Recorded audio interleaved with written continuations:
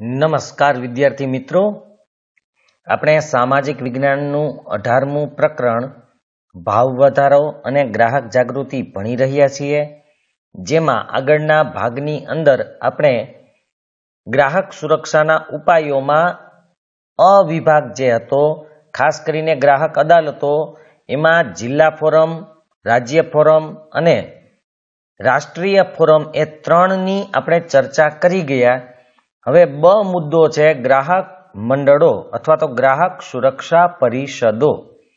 આ અધિનિયમ હેઠળ તાલુકા, જિલ્લા, રાજ્ય તથા રાષ્ટ્રીય કક્ષાએ સરકાર માન્યતા પ્રાપ્ત ગ્રાહક મંડળો સ્થાપવામાં આવ્યા છે. એટલે કે તાલુકા લેવલે પણ હોય, જિલ્લા લેવલે હોય, રાજ્ય અને દેશ લેવલે. સરકાર માન્યતા પ્રાપ્ત મતલબ કે જો તમારે ગ્રાહક મંડળ સ્થાપવું હોય તો સરકારની મંજૂરી લેવી પડે. એ તમને પરવાનગી આપે તો તમે ગ્રાહક મંડળ સ્થાપી શકો છો. તો સરકારના જે માન્યતા પ્રાપ્ત હોય, મંજૂરી મેળવેલા હોય એવા ગ્રાહક મંડળો સ્થાપેલા છે.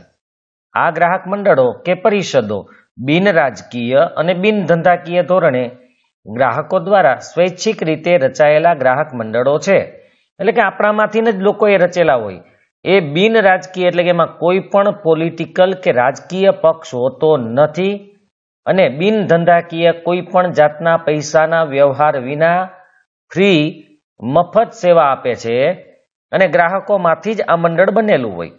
આ ગ્રાહક મંડળોનો મુખ્ય હેતુ ગ્રાહકોના અધિકારો એ જાગૃતિ તથા પ્રોત્સાહન આપવા. બરાબર યાદ રાખજો, ગ્રાહક મંડળોનો મુખ્ય હેતુ છે ગ્રાહકોના જે અધિકાર હોય એ અધિકારો પ્રત્યે જાગૃતિ લઈ આવી અને એને પ્રોત્સાહન આપવું તથા તેમના હકોની સુરક્ષા માટેની નીતિઓના ઘડતરમાં સરકારોને મદદ કરવાનો છે. સરકાર એના હક માટે, હક જળવાઈ રહે, એનું સંરક્ષણ થાય એ માટે જે નીતિ નિયમો ઘડતા હોય એમાં મદદ કરે. આવા ગ્રાહક મંડળો એને સલાહ સૂચન પણ સરકારને આપી શકે કે ભાઈ આવા નિયમો તમે બનાવશો તો ગ્રાહકોને વધારે આસાની થશે. એટલે સરકારને તેઓ મદદ પણ કરે છે. તેઓ ગ્રાહકોના અધિકાર તથા કાયદાની જોગવાઈઓની વખતો વખત સમીક્ષા કરે છે અને ધારાકીય જોગવાઈમાં સુધારા અંગે સરકારને સૂચન કરે છે.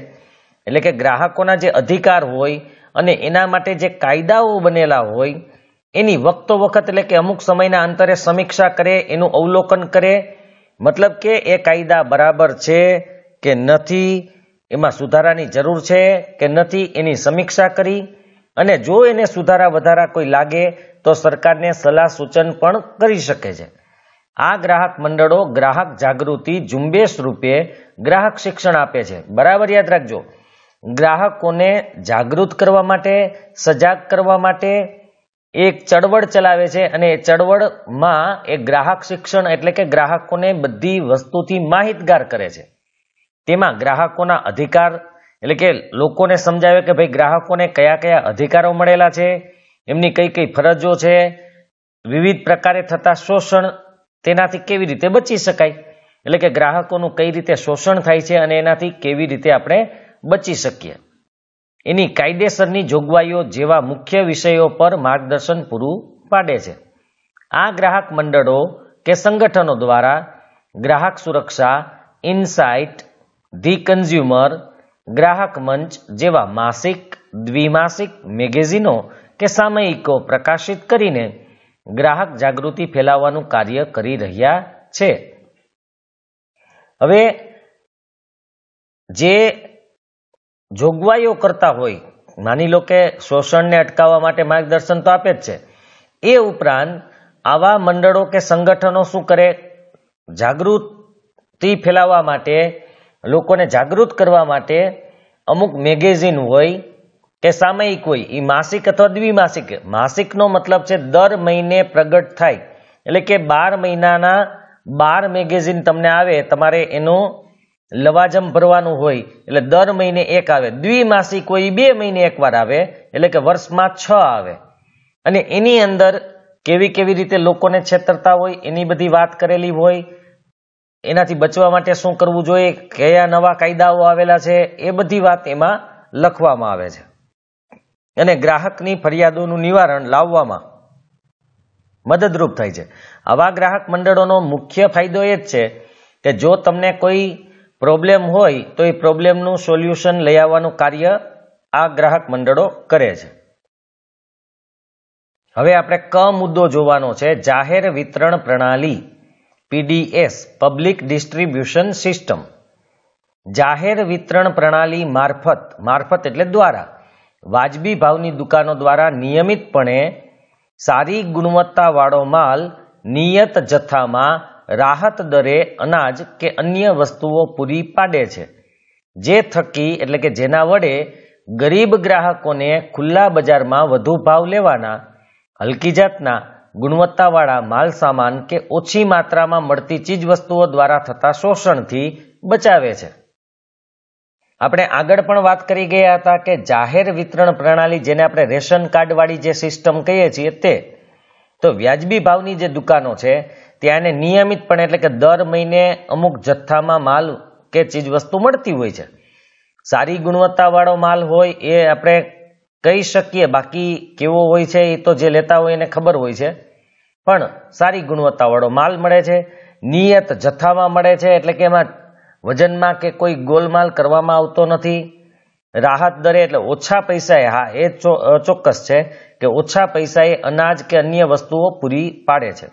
એનાથી ગરીબને, જે ગરીબ ગ્રાહક છે એને ખુલ્લા બજારમાં ઓપન માર્કેટ જે આપણું હોય એમાં વધુ ભાવ લઈને કે હલકી જાતના કે હલકી ગુણવત્તાવાળો માલ સામાન આપતા હોય, ઓછી માત્રામાં આપતા હોય તો એનાથી જે શોષણ થાય છે એનાથી બચી શકાય છે. વેપારીની ભ્રષ્ટ રીત રસમો સામે જાહેર વિતરણ પ્રણાલી દ્વારા અંકુશ રહે છે, કારણ કે ઓપન માર્કેટ કે ખુલ્લા બજારના જે વેપારીઓ છે એ આને કારણે ભેળસેળ કે બીજી કોઈ વસ્તુઓ કરીને ગ્રાહકોનું જે શોષણ કરે છે એમાં થોડો એના ઉપર કંટ્રોલ રહેશે, કારણ કે એ નહીં કરે, એને ખબર છે નહીંતર ગ્રાહકો અહીંયા કોઈ ખરીદવા નહીં આવે. રેશન કાર્ડ ધરાવે છે એ બધા ત્યાંથી લઈ લેશે, એટલે બને ત્યાં સુધી એ થોડો કંટ્રોલ ધરાવે છે. ત્યાર પછી ડ છે, તોલમાપ અને ચીજ વસ્તુઓની શુદ્ધતાને પ્રમાણિત કરતું તંત્ર.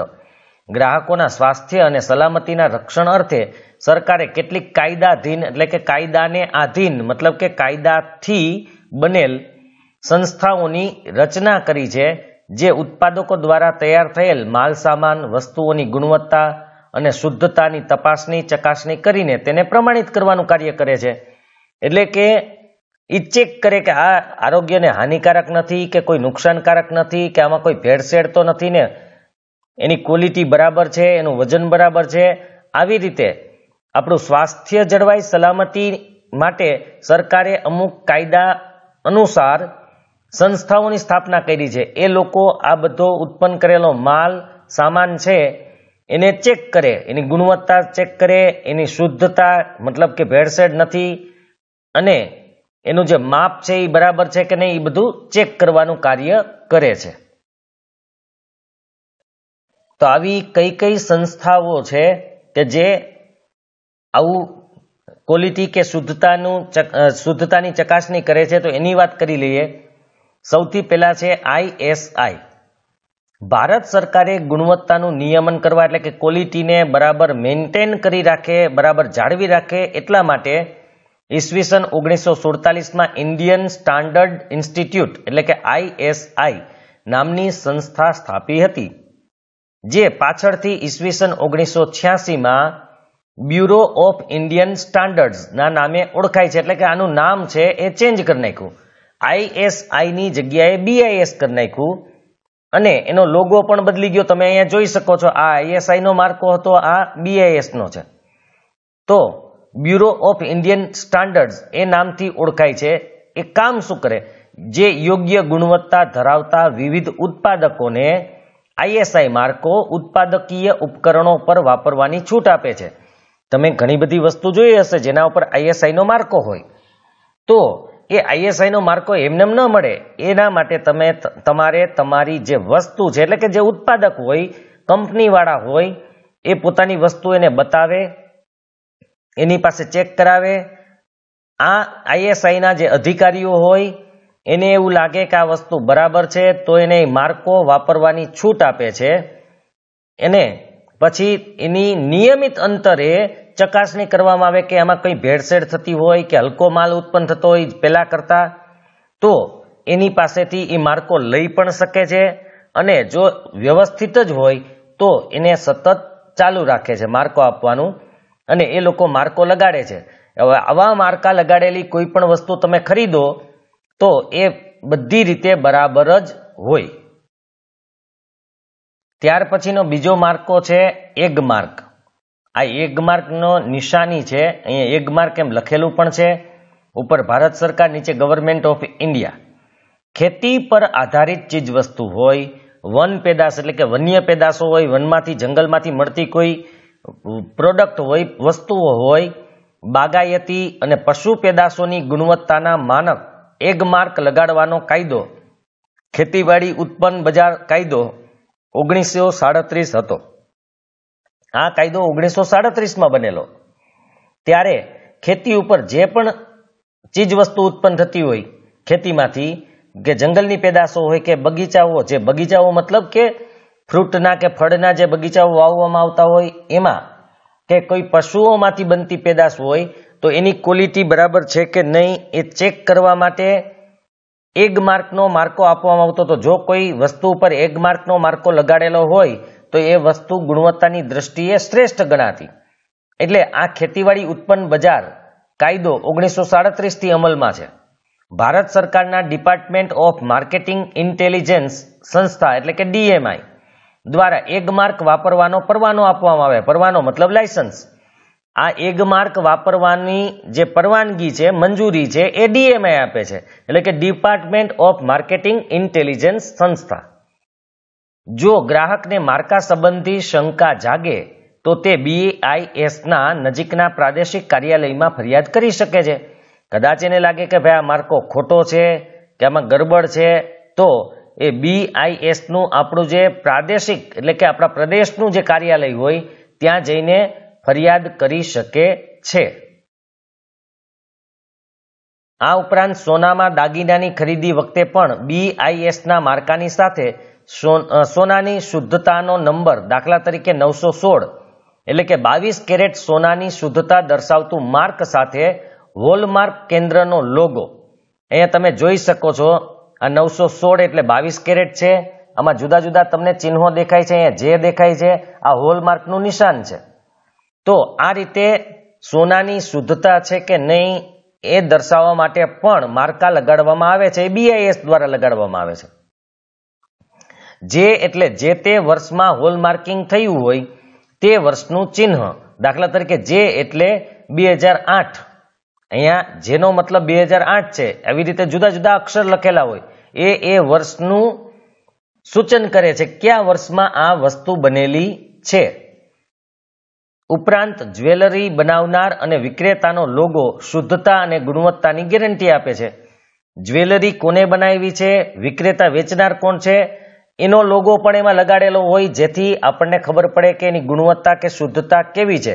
કારણ કે અમુક સોની કે અમુક જે આ ડાયમંડ મતલબ કે ઘરેણા બનાવતી કંપની હોય તો એ ઘણી સારી હોય છે, તો એનો પણ એમાં લોગો કે માર્કો હોય છે, જેથી આપણે ખબર પડે કે આ કંપનીના ઘરેણા તો હંમેશા સારા હોય. તો આ રીતે એમાં પણ BISનો માર્કો લગાડવામાં આવે છે.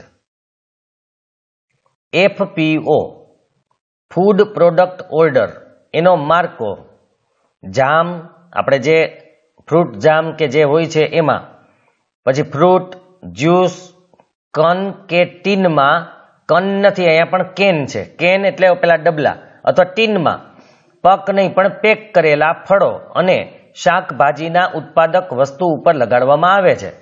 મતલબ કે ફ્રૂટની કે શાકભાજીની કોઈ પણ વસ્તુ હોય, ખાસ કરીને જામ હોય, પછી ફળ હોય, ફળોનું જે જ્યુસ હોય, કેનમાં કે ટીનમાં કોઈ પણ રીતે પેક કરેલું હોય, પછી ફળો કે શાકભાજી ના જે ઉત્પાદન કરતા હોય અને એને ઓપન માર્કેટમાં આવી રીતે વેચતા હોય તો એના ઉપર FPOનો માર્કો લગાડવામાં આવે છે, જેને કહેવાય છે ફૂડ પ્રોડક્ટ ઓર્ડર.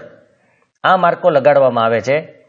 એ ઉપરાંત ISI જે આપણે આગળ જોયું એ ટેક્સટાઇલ એટલે કે કાપડ ઉદ્યોગ, કેમિકલ એટલે રસાયણો, જંતુનાશકો, રબર કે પ્લાસ્ટિકની બનાવટો હોય, સિમેન્ટની ધાતુઓ હોય, ઇલેક્ટ્રોનિક ઉપકરણો ઉપર આ માર્કો BIS દ્વારા લગાડવામાં આવે છે અથવા લગાડવામાં અપાય છે. સિમેન્ટની ધાતુઓ તો ન કહી શકે, પણ સિમેન્ટની જે શીટો હોય, સિમેન્ટની વસ્તુઓ હોય એના માટે એ લગાડવામાં આવે છે. એના ઉપર પણ ISI નો માર્કો હોય છે. આમ યાદ રાખજો, ખેતીવાડીની હોય કે કોઈ મશીનરી હોય કે જે વાપરવાની હોય, ખાવાની નહીં, એની ઉપર મોટે ભાગે ISI લાગે, અને ખેતીવાડીની વસ્તુ હોય અને ખાવામાં ઉપયોગી હોય તો એના ઉપર એગ માર્ક લાગે છે. અને ફ્રૂટ કે ફળ કે શાકભાજી જે આપણે કહીએ છીએ કે એના ઉપર બનતી બીજી પ્રોડક્ટ હોય તો એના ઉપર FPO નો માર્કો લગાડવામાં આવે છે. આ બધું યાદ રાખવાનું છે તમારે. ત્યાર પછીનો માર્કો છે વૂલમાર્ક માર્કો.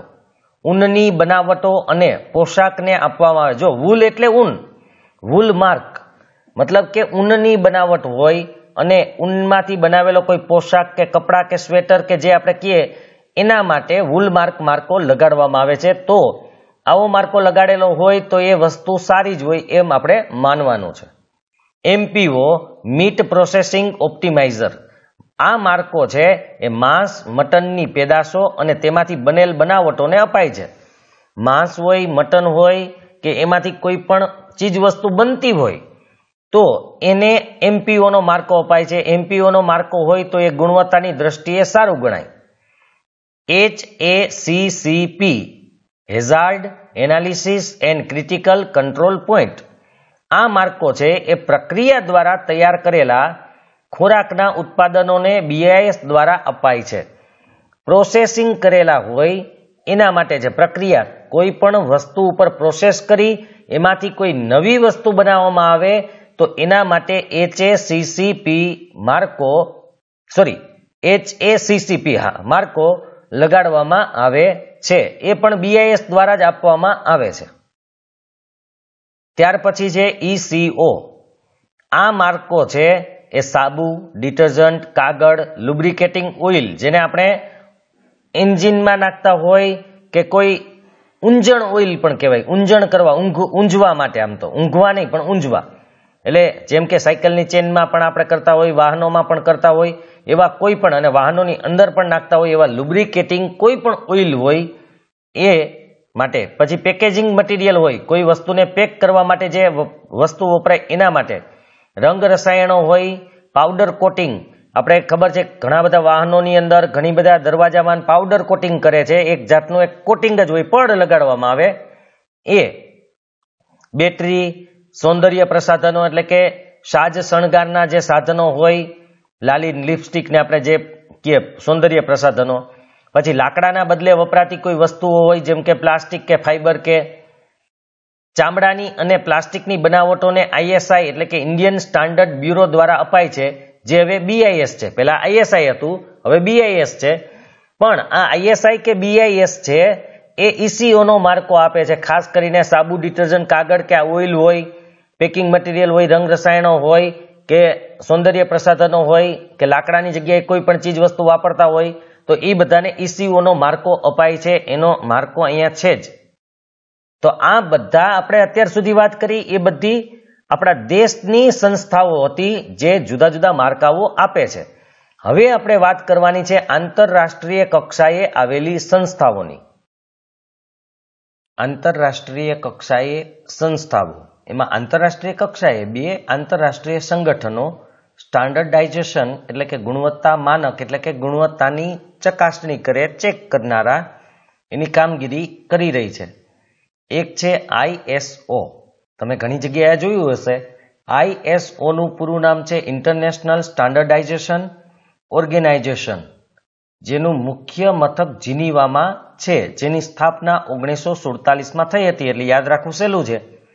આની સ્થાપના પણ 1947માં થઈ હતી, ISI ની પણ 1947માં થઈ હતી, ને આપણે આઝાદી પણ 1947માં મળેલી. એટલે અમુક બાબતોને તમે સરખી રીતે યાદ રાખી શકો, સરખામણી કરીને, અથવા તો કોઈ એવી ઘટના ઘટી હોય એની સાથે સાંકળીને પણ એને યાદ રાખી શકો. તો જીનીવા 1947માં ISO ની સ્થાપના, જેનું કાર્ય આંતરરાષ્ટ્રીય સમજૂતી ISO 9000 આંતરરાષ્ટ્રીય ગુણવત્તાનું પ્રમાણપત્ર ઉત્પાદન એકમોને તથા સંસ્થાઓને આપવામાં આવે છે. બરાબર યાદ રાખજો. ISO પછી 9000 જે 9000 છે, 9000 જે છે એ આંતરરાષ્ટ્રીય ગુણવત્તાનું પ્રમાણપત્ર છે. શેના માટે છે? ઉત્પાદન એકમો એટલે કે કોઈ ચીજ વસ્તુ ઉત્પન્ન કરતી હોય એવા એકમ હોય, એવી ફેક્ટરી હોય, એવા કારખાના હોય કે એવી સંસ્થાઓ હોય એને આપવામાં આવે છે. જ્યારે ISO 14000 જે છે એટલે કે 14000 એ શ્રેણી એટલે કે આ એક એને જો શ્રેણી હોય છે, એનો એક નંબર હોય છે. તો આ નંબરનો જો માર્કો કોઈને હોય તો એ શ્રેણી પર્યાવરણ વ્યવસ્થાપન પદ્ધતિ માટે ઇન્ટરનેશનલ ઓર્ગેનાઇઝેશન દ્વારા અપાય છે. એ પર્યાવરણ વ્યવસ્થાપન, પર્યાવરણની જાળવણી માટેના હોય કે એના માટેના કાર્ય કરતી હોય, એના માટેની જે વસ્તુઓ હોય એના ઉપર ISO 14000નો માર્કો લાગે છે. ઉત્પાદન વસ્તુ હોય તો એના ઉપર 9000 લાગે છે. જે ઉચ્ચ ગુણવત્તા ધરાવતી ઓફિસો કે સંસ્થાઓ હોવાનું પ્રમાણપત્ર છે, એટલે કે પર્યાવરણ નું નુકસાન નથી કરતું, પર્યાવરણનું સંરક્ષણ કરે છે એવી ઓફિસો હોય, એવી સંસ્થાઓ હોય તો પણ એને એ મળે છે. હવે આપણે આંતરરાષ્ટ્રીય કક્ષાની બીજી સંસ્થાની વાત કરી લઈએ. બીજી સંસ્થા છે કોડેક્સ એલિમેન્ટરિયસ કમિશન, CAC. ખોરાકને લગતું આંતરરાષ્ટ્રીય કમિશન છે, એટલે કે મોટે ભાગે ખાદ્ય પદાર્થ હોય, ખાઈ શકાય એવી વસ્તુ ઉપર આનો માર્કો લાગે છે, આ પ્રમાણિત કરે છે. તેમાં આંતરરાષ્ટ્રીય ખાદ્ય પદાર્થોને પ્રમાણિત કરવાનું કાર્ય કરે છે. આ કમિશનની સ્થાપના 1963માં ખાદ્ય તથા ખેતી સંગઠન એટલે કે FAO, food and agriculture organization, એના દ્વારા આ થયેલું છે. ખાદ્ય તથા ખેતી સંગઠન અને વિશ્વ આરોગ્ય સંસ્થા WHO એટલે કે વર્લ્ડ હેલ્થ ઓર્ગેનાઇઝેશન દ્વારા કરવામાં આવી છે. આ આપણે ખબર છે કે યુનાઇટેડ નેશન્સની પેટા સંસ્થાઓ છે FAO અને WHO. એના દ્વારા 1963ની અંદર આ CAC એટલે કે કોડેક્સ એલિમેન્ટરિયસ કમિશનની સ્થાપના કરેલી હતી. એ ખાદ્ય પદાર્થોને, ખાદ્ય વસ્તુઓને પ્રમાણિત કરે છે, એને ગુણવત્તા ચેક કરી અને એનો માર્કો આપે છે. તેનું મુખ્ય મથક ઇટાલીની રાજધાની રોમમાં છે. દૂધ, હવે કોના પ્રમાણિત કરે, કોને ગુણવત્તા ચેક કરે? તો દૂધ, દૂધની બનાવટો, માંસ, માછલી, ખાદ્ય પદાર્થોના ઉત્પાદનોને પ્રમાણિત કરવાનું અને આંતરરાષ્ટ્રીય સ્તરે વેપાર નીતિ કે નિયમો ઘડવાનું કાર્ય આ સંસ્થા કરે છે. ભારતમાં ISO સાથે સંપર્કની કામગીરી ભારતીય સંસ્થા BIS કરે છે. બરાબર યાદ રાખજો, કારણ કે વિશ્વની સંસ્થા છે એની સાથે દેશની સંસ્થા પણ જોડાયેલી હોય. તો ISO જે કામ કરે છે, જે ઔદ્યોગિક એકમોને માર્કો આપે છે, તો એના સાથે સંગઠનમાં એની સાથે મળીને કોણ કાર્ય કરે છે? તો કે BIS. જ્યારે CAC સાથે સંપર્કમાં રહીને કાર્ય ભારતની direct general of health services કરે છે. એટલે ISO સાથે BIS કાર્ય કરે છે અને CAC સાથે આપણી જે director general of health services છે એ સંસ્થા એને મદદ કરે છે, એની સાથે રહીને કાર્ય કરે છે. હવે ફરિયાદ કોણ દાખલ કરી શકે અને ક્યાં? મતલબ કે આપણે છેતરાણા હોય, કોઈ જગ્યાએ આપણું શોષણ થયું હોય તો આપણે ફરિયાદ કેવી રીતે દાખલ કરવી? પહેલા તો કોણ દાખલ કરી શકે અને ક્યાં દાખલ થઈ શકે, પછી આપણે જોશું કેવી રીતે કરવી. તો અહીંયા નંબર આપેલા છે કે ફરિયાદ ગ્રાહક પોતે, એટલે કે જે વ્યક્તિએ વસ્તુ લીધેલી હોય એ વ્યક્તિ પોતે પણ ફરિયાદ કરી શકે. નંબર 2, કેન્દ્ર, રાજ્ય સરકાર અથવા કેન્દ્ર શાસિત પ્રદેશોની સરકાર. મતલબ કે કેન્દ્ર સરકાર પણ ફરિયાદ દાખલ કરી શકે, રાજ્ય સરકાર પણ કરી શકે, અથવા તો કેન્દ્ર શાસિત જે પ્રદેશ હોય, યુનિયન ટેરિટરી કહેવાય, એની જે કોઈ સરકાર હોય, એના ગવર્નર હોય, એ પણ ફરિયાદ દાખલ કરી શકે. ત્રીજું, ગ્રાહક મંડળ કે જે કંપની કાયદા કે અન્ય પ્રવર્તમાન એટલે કે હાલમાં રહેલા હોય તેવા કાયદા હેઠળ નોંધાયેલ હોય. એટલે કે ગ્રાહક મંડળ જે કંપનીના કાયદા મુજબ હોય અથવા તો અત્યારે કોઈ કાયદો હોય એ મુજબ નોંધાયેલ હોય, મતલબ કે લેટેસ્ટ કાયદા મુજબ જેની નોંધણી થયેલું હોય એવા ગ્રાહક મંડળો પણ ફરિયાદ નોંધી શકે એટલે ફરિયાદ કરી શકે છે, અથવા એક કે તેથી વધુ ગ્રાહકો વતી પ્રતિનિધિત્વ સ્વરૂપે કોઈ ગ્રાહક કે જેમાં બધા ગ્રાહકોનું સમાન હિત હોય તે, માનો કે 15-20 જણા એક જગ્યાએ છેતરાણા, તો 15 જણાએ ફરિયાદ કરવાની જરૂર નથી, પણ 15 જણા વતી કોઈ એક જણો ફરિયાદ કરી શકે. 15 એને સમર્થન આપવાનું હોય, ટેકો આપવાનો કે ભાઈ અમે એને સહમતિ આપીએ છીએ, અમારા વતી એ ફરિયાદ કરશે, કારણ કે એમાં બધા ગ્રાહકોનું હિત સમાયેલું છે. અથવા કોઈ માલ, ચીજવસ્તુ કે સેવા ખરીદનારની સંમતિથી ઉપયોગ કરનાર કુટુંબનો કોઈ સભ્ય માલ કે સેવામાં તૂટ કે ખામી બદલ થયેલ નુકસાન સામે ફરિયાદ કરી શકે છે. માનો કે લીધી હોય કોઈ બીજી વ્યક્તિએ, પણ ઉપયોગ બીજા કોઈ કરતા હોય, તો કુટુંબનો કોઈ સભ્ય પણ એની ફરિયાદ કરી શકે છે. પિતાએ લીધી હોય વસ્તુ અને ચાલતી ન હોય અને એનો પુત્ર યુઝ કરતો હોય, તો એનો પુત્ર પણ ફરિયાદ કરી શકે છે. એમાં પિતાની જરૂર નથી, પિતા વતી પુત્ર પણ ફરિયાદ કરી શકે છે. હવે જો ઉત્પાદક કે વિક્રેતા ગ્રાહકની સાચી, યોગ્ય અને સ્પષ્ટ ફરિયાદનું કોઈ નિરાકરણ માટે પહેલ ન બતાવે કે તૈયારી ન બતાવે, ત્યારે ભોગ બનનાર ગ્રાહક કે તેના કુટુંબના સભ્ય દ્વારા ક્યાં ફરિયાદ થાય એ જોજો. હવે પહેલી વાત કે કોઈ પણ ઉત્પાદક કે વિક્રેતાને ગ્રાહકે સામાન્ય રીતે ફરિયાદ કરવાની હોય, સીધી સાદી ભાષામાં કે ભાઈ આમાં વજન ઓછું છે અથવા ગુણવત્તા બરાબર નથી, અને સાચી હોય, યોગ્ય હોય અને સ્પષ્ટ ફરિયાદ હોય, છતાં પણ ઉત્પાદક કે વિક્રેતા એનું નિરાકરણ ન લઈ આવે, એનું સોલ્યુશન ન લઈ આવે, એનો ઉકેલ ન લઈ આવે, તો જે વ્યક્તિ ભોગ બન્યો હોય, જેને અન્યાયનો સામનો કર્યો હોય, તે અથવા તેના કુટુંબનો કોઈ પણ સભ્ય દ્વારા સ્થાનિક જિલ્લા ફોરમ, રાજ્ય કમિશન, રાષ્ટ્રીય કમિશનમાં કેસ કરીને સ્થાનિક પુરવઠા કચેરી, તોલમાપ વિજ્ઞાન અને ગ્રાહક કચેરી, ગ્રાહક મંડળો, કલેક્ટર કચેરીમાં ફરિયાદ કરી શકે. જો કઈ કઈ જગ્યાએ આપણે કીધું તો 20 લાખ સુધીનો હોય તો તમે જિલ્લા ફોરમમાં જઈ શકો, 20 થી 1 કરોડ સુધીનું હોય તો રાજ્ય કમિશનમાં જઈ શકો, 1 કરોડથી ઉપરના હોય તો રાષ્ટ્રીય કમિશનમાં પણ જઈ શકાય. એ ઉપરાંત નાની નાની બાબતો માટે તમે આપણી પુરવઠા કચેરી હોય ત્યાં, જિલ્લાની અંદર તોલમાપ વિજ્ઞાન અને ગ્રાહક કચેરી હોય, ગ્રાહક મંડળ હોય તો એને પણ કહી શકાય, કલેક્ટરને પણ કહી શકાય. જ્યારે માલ કે સેવામાં ત્રુટિ કે ખામી જણાય ત્યારે, અથવા કરાર હેઠળ કે કાયદા હેઠળ જેનું પાલન કરવું જરૂરી હોય તે કાર્ય કરવાની રીતમાં રહેલી અપૂર્ણતા કે ખામીને સેવામાં ઉણપ ગણાય.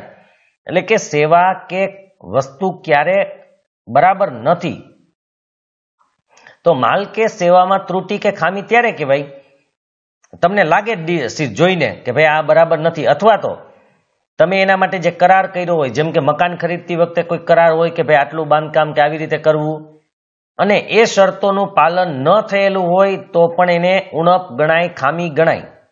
આમ વસ્તુની ગુણવત્તા, એનો પ્રકાર, એની શુદ્ધતા, વજન સંબંધી કોઈ ઘટ હોય કે ઉણપ હોય તો એ બદલ ગ્રાહક ફરિયાદ કરી શકે છે. બરાબર શુદ્ધ ન હોય, ક્વોલિટી નબળી હોય, વજન ઓછું હોય તો તમે ફરિયાદ કરી શકો છો.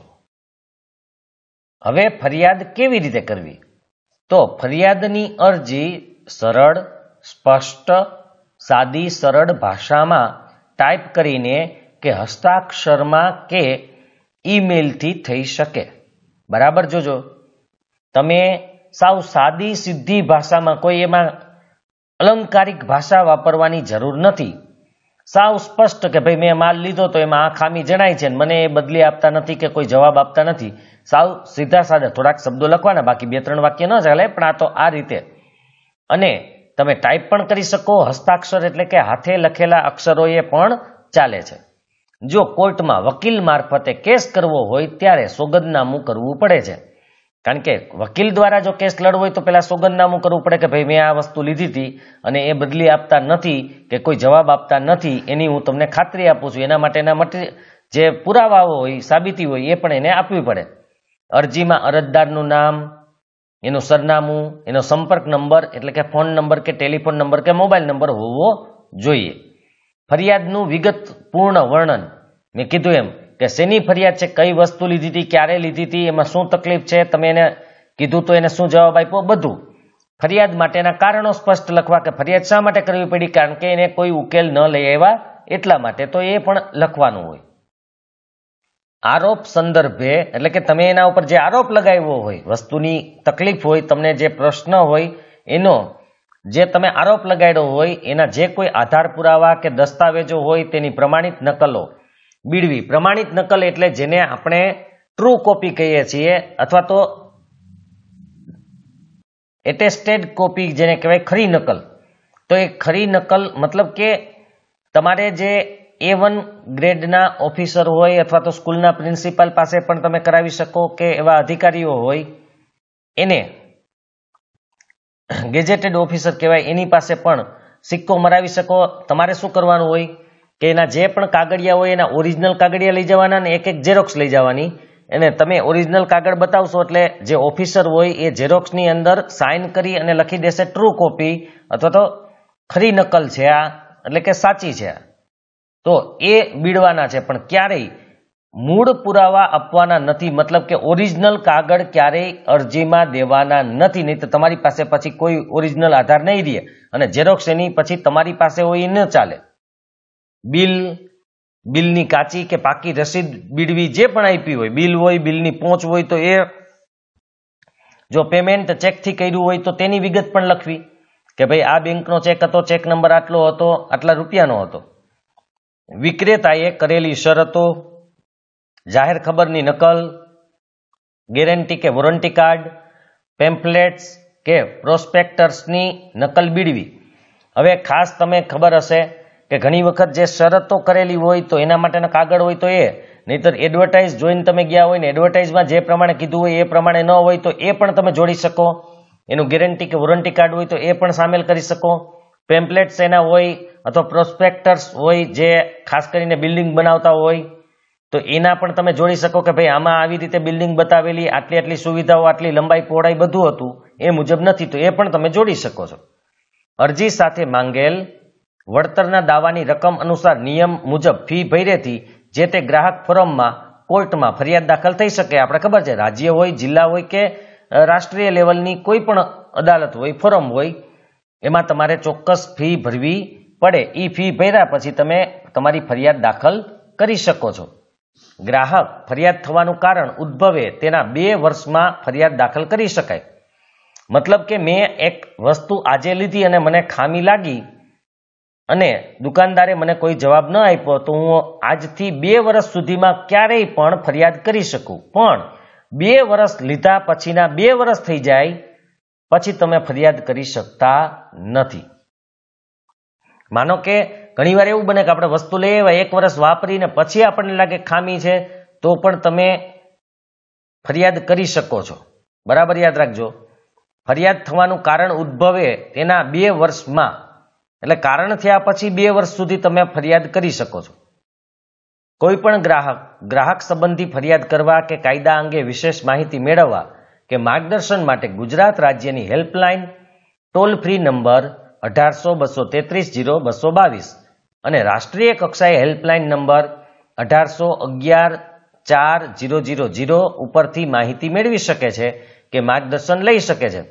તમને ગ્રાહક સંબંધી ફરિયાદ હોય તો ફરિયાદ પણ કરી શકો. કોઈ ગ્રાહક સંબંધી કાયદો હોય ને કાયદા વિશે માહિતી મેળવવાની હોય, કોઈ અન્ય માર્ગદર્શન આના વિશેનું જોતું હોય, ખરીદી બાબતોનું કે એના નીતિ નિયમોનું, તો એ પણ તમને આ બંને હેલ્પલાઇન ઉપરથી મળી જશે. તો અહીં આપણો પાઠ છે એ પૂર્ણ થાય છે. નેક્સ્ટ ભાગ હું જે બનાવીશ એમાં સ્વાધ્યાયના પ્રશ્નો મેં લખી તો લીધા જ છે અને ટૂંક સમયમાં એટલે કે આજે આવતીકાલે જ્યારે વિડીયો મૂકીશ ત્યાં સુધીમાં સાઇટ ઉપર પણ મેં પ્રશ્ન જવાબ મૂકી દીધા હશે અને આપણે પ્રશ્ન જવાબ તો હું તમને સમજાવી દઈશ કેવી રીતે એ લખવાના છે, કયા કયા મુદ્દાનો સમાવેશ કરવાનો છે, બાકી તો એમાં લખેલા હશે જ. તો એ આપણે નેક્સ્ટ પાર્ટની અંદર પ્રશ્ન જવાબની ચર્ચા કરી લેશું, લેખિત સ્વરૂપમાં કરી લેશું અને સાઇટ ઉપર પણ હું મૂકી દઈશ. જો તમને આ વિડીયો પસંદ આવ્યો હોય તો લાઇક કરજો, શેર કરજો અને જે વિદ્યાર્થી મિત્રોએ ચેનલને સબસ્ક્રાઇબ ન કરેલી હોય તે સબસ્ક્રાઇબ કરજો, અન્ય મિત્રોને કરાવજો અને સબસ્ક્રાઇબના બટનની બાજુમાં જે બેલનું આઇકન છે એ પ્રેસ કરી દેજો જેથી તમને નોટિફિકેશન મળે અને બને એટલો વિડીયો તમારા સોશિયલ મીડિયામાં શેર કરજો, જેથી અન્ય મિત્રો, અન્ય વિદ્યાર્થીઓ પણ એનો લાભ લઈ શકે. તો નેક્સ્ટ પાર્ટની અંદર આપણે સ્વાધ્યાયના પ્રશ્ન જવાબની વાત કરશું.